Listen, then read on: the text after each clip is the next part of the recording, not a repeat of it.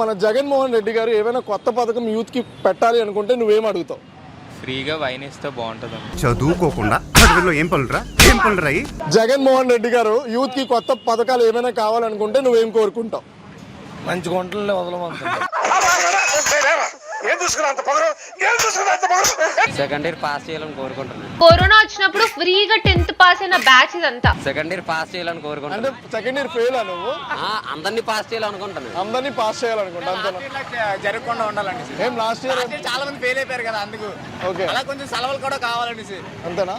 జగన్మోహన్ రెడ్డి కొత్త పథకం యూత్ కి పెట్టాలనుకుంటే నువ్వేం కోరుకుంటావు? Free lover. రేయ్ నువ్వు కొంచెం పక్కగా రా, నీతో మాట్లాడాలి. హలో రేయ్ రేయ్ రేయ్ రేయ్ రేయ్ జగన్ అండి, నాకు అమ్మోడే పాడట్లేదు ఆడేటి ఓకే అమ్మోడే లేదు ఇప్పుడు వచ్చి ఫస్ట్ ఇయర్ లోని. ఓకే, మరి నీకు స్పెషలైజేషన్ ఇది కావాలని ఏం లేదా?